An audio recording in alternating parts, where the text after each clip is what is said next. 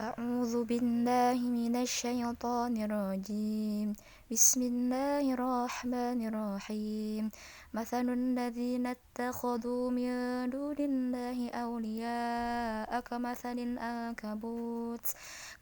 العنكبوت اتخذت بيتا وإن أوهن البيوت لبيت العنكبوت لو كانوا يعلمون صدق الله العظيم. Perumpamaan orang-orang yang mengambil pelindung selain Allah adalah seperti laba-laba yang membuat rumah, dan sesungguhnya rumah yang paling lemah ialah rumah laba-laba, sekiranya mereka mengetahui.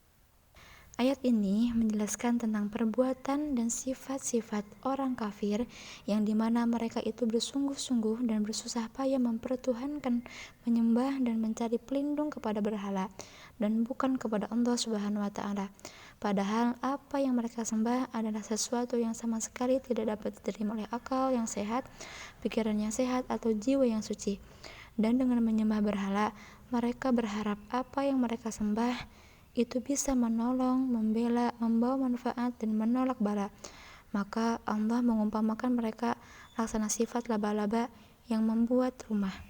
Laba-laba yang membuat rumah dengan susah payah untuk menjadi pelindung baginya, tapi rumahnya tidak bisa melindunginya dari panas dan hujan pada siang hari, dan dari dingin pada malam hari. Begitupun dengan orang-orang kafir, berhala yang mereka sembah tidak dapat melindungi dan menyelamatkan mereka dari azab, siksa, dan panasnya api neraka. Nah, sebelum lanjut pada penggalan ayat selanjutnya, coba kita lihat fadalafat kamatsalil ankabutit takhadhat baita. Bukankah kita melihat tak tanis huruf ta yang melambangkan perempuan pada kata ittakhadhat, padahal kata ankabut mudzakkar ataukah muannas? Mengatakan hadza ankabut atau hadhihi ankabut, yang sahih adalah hadza ankabut sebab ia adalah mudzakkar.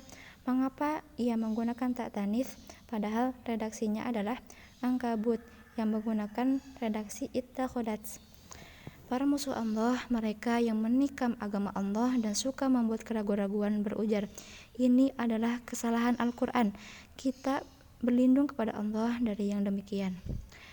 Menurut disiplin nahwu dan bahasa, kata mereka yang benar seharusnya kamatsalil ankabutut takhadha baita, sebab kata ankabut adalah mudzakkar.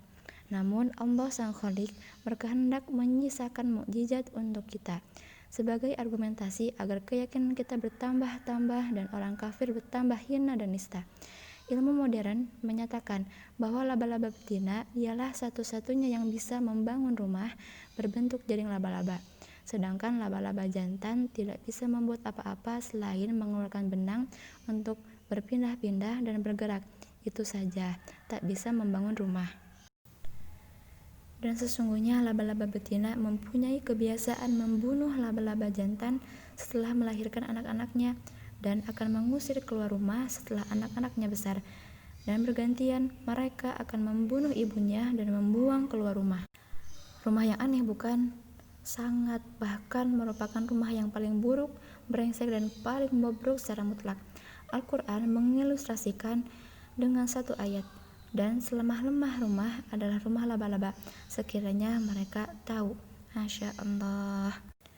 Manusia tahu kelemahan fisik rumah laba-laba, namun sayangnya mereka tidak sadar atas kelemahan moral keadaan rumah tangga laba-laba. Maka pada penggalan ayat selanjutnya Allah berfirman, wa inna auhanal buyuti labaitul ankabut, dan sesungguhnya serapuh-rapuh rumah adalah rumah laba-laba. Begitu pula agama yang menyembah berhala, ia adalah agama yang sangat lemah. Kalau mereka mengetahui, seperti itulah hakikatnya. Mengapa manusia tidak sadar, padahal Allah menamakan surat ini dengan serangga yang buruk ini dan membicarakannya tentangnya. Dalam ayat ini kita bisa mengambil hikmah untuk kehidupan. Apabila atau ketika kita melakukan sesuatu tanpa berlindung kepada Allah, maka akan lemahlah perbuatan yang kita lakukan. Contohnya ketika kita beramal baik, mengaji, belajar, atau membaca Al-Quran, apabila kita tidak berlindung kepada Allah, pasti ada saja gangguan dari setan atau dari sekitar kita. Karena kita memang lemah jika tanpa lindungan dari Allah. Maka dari itu, jangan lupa berlindunglah kepada Allah, karena Ia adalah sebaik-baik pelindung.